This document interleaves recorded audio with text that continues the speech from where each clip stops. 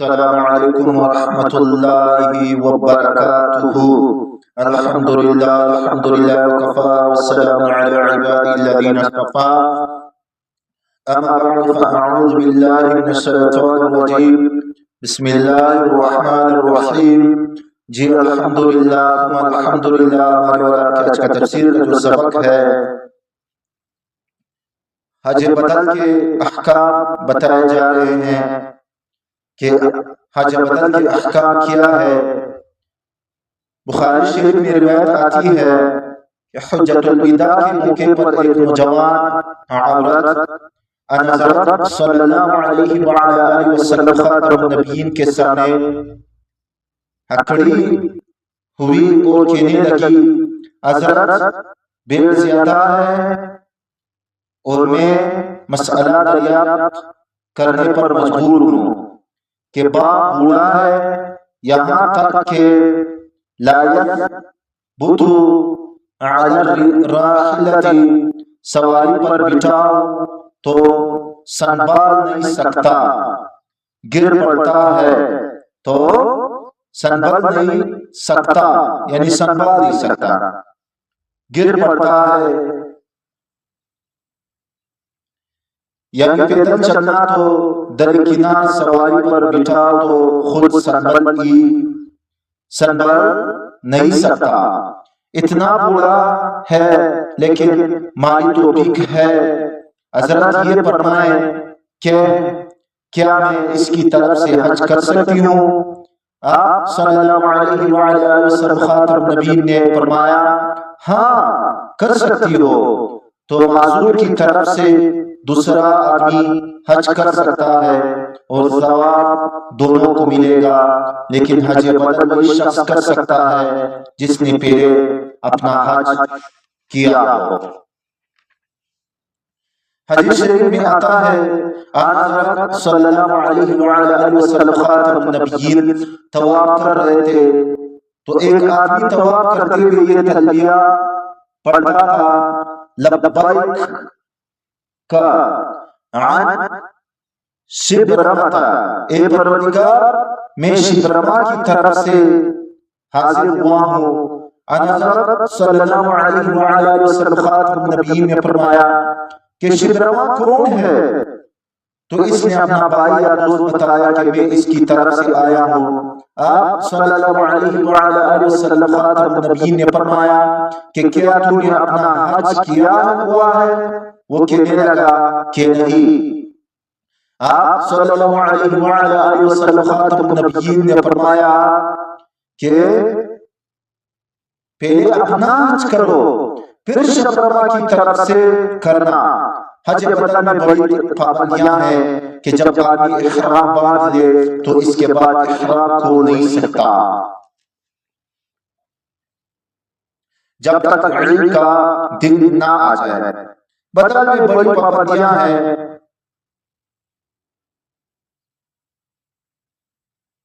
سردی کے زمانے میں خاصا مشکل ہوتا ہے کیونکہ سر پر کپڑا تو ڈال نہیں سکتا اور مچھر بھی کاٹتے ہیں۔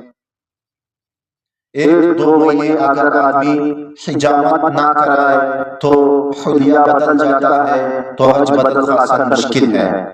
مجھے یاد ہے میرے استاد جی فرما رہے کہ ایک دفعہ میرا حج بدل تھا اور مجھے مسلسل 40 دن تک احرام میں رہنا پڑا اور سردی بھی تھی، سر کو ٹھنڈک لگتی تھی۔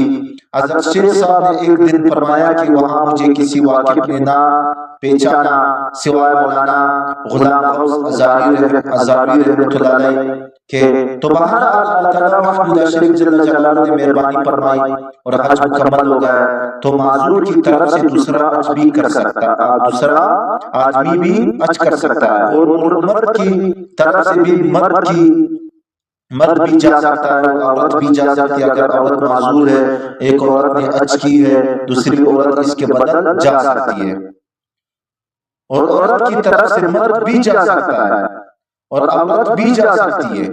یہاں پر سامعین میں سے ایک نے سوال کیا کہ وہ تمتع کر سکتا ہے؟ تو حضرت نے جواب دیا کہ ہرگز نہیں، حج بدن میں تمتع نہیں کر سکتا، یعنی عمرے کا احرام نہیں باندھ سکتا، حج فرض ہے اور عمرے کے بارے میں اختلاف کرتے ہیں کہ آیا یہ واجب ہے یا سنت مؤکدہ ہے۔ عمرے کی فضیلت اس خوش نصیب لوگوں کے لیے جو ہر سال عمرے لگاتے ہیں، سال میں 2 مرتبہ 3 مرتبہ۔ امام ابو حنیفہ رحمۃ اللہ علیہ کی تحقیق یہ ہے کہ عمرہ سنت ہے۔ ترمذی شریف کی روایت ہے حضرت عبداللہ بن عمر رضی اللہ تعالی عنہما سے کہ نبی کریم صلی اللہ علیہ وآلہ وسلم خاتم النبیین سے سوال کیا گیا کہ کیا عمرہ واجب ہے؟ قال بل ہی سنت، فرمایا واجب نہیں بلکہ سنت ہے، ساری عمر میں ایک دفعہ حج فرض ہے، اور اگر رب تعالیٰ توفیق دے تو نفلی حج آدمی جتنے چاہے کرے اور عمرے جتنی چاہے کرے، اس کے لیے کوئی پابندی نہیں ہے۔ البتہ بہتر عمرہ رمضان شریف میں ہے، بخاری شریف کی روایت ہے۔ آن حضرت صلی اللہ علیہ وآلہ وسلم خاتم النبیین نے فرمایا رمضان المبارک میں عمرہ کرنے کا ثواب حج کے برابر ہوتا ہے۔ سبحان اللہ۔ اور ایک روایت میں آتا ہے، یہ بھی بخاری شریف کی روایت ہے، فرمایا کہ جو رمضان میں عمرہ کرے گا اس کو ان حاجیوں کا ثواب ملے گا جنہوں نے میرے ساتھ حج کیا ہے۔ یہ فضیلت کی بات ہے، ورنہ عمرہ سارا سال کر سکتا ہے سوائے 5 دنوں کے کہ ان دنوں میں عمرہ مکروہ ہے۔ 9، 10ویں، 11ویں، 12ویں اور 13ویں ذی الحجہ کو عمرہ مکروہ ہے، اور کراہت کی وجہ یہ ہے کہ عمرہ نام ہے کعبۃ اللہ کے طواف کا، اور اس کے بعد صفا مروہ کرنے کا، یعنی احرام باندھنا اور کعبۃ اللہ کا طواف کرنا، صفا مروہ کی سعی کرنا۔ اب اگر کوئی ان دنوں میں عمرہ کے لیے گیا تو یہ دن ہے حج کے، تو وہ بڑا نادان ہے کہ بڑی عبادت چھوڑ کر چھوٹی کو اختیار کرے، کیونکہ حج کا مقام تو بڑا ہے چاہے نفلی ہی کیوں نہ ہو۔ ہاں اگر ان دنوں میں عمرہ کرے تو ہو جائے گا، مگر مکروہ ہوگا۔ اللہ تعالیٰ تبارک و تعالیٰ شریف نے فرمایا ہے ان الصفا والمروہ، اور صفا اور مروہ، بے شک صفا اور مروہ من شعائر اللہ، اللہ تعالیٰ شریف پاک جل جلالہ کی قائم کردہ علامتوں میں سے ہیں۔ فمن حج البیت، بس جس نے بیت اللہ کا حج کیا، ابھی اعتمر یا عمرہ کیا، اور عمرے کا معنی ہوتا ہے زیارت کرنا، تو کعبۃ اللہ کی زیارت شریعت کے بتائے ہوئے افعال کے ساتھ ہو، فلا جناح علیہ، تو اس پر کوئی حرج نہیں، ایطوف بہما، یہ کہ چکر لگائے صفا اور مروہ کے درمیان، یہ ان لوگوں کی اصلاح ہوئی جو عمرے میں صفا مروہ نہیں کرتے۔ ومن تطوع خیرا، جس نے دل کو کرنے کی فإن اللہ شاکر، پس بے شک اللہ تعالیٰ وحدہ شریک پاک جل جلالہ قدردان ہے، علیم جانتا ہے۔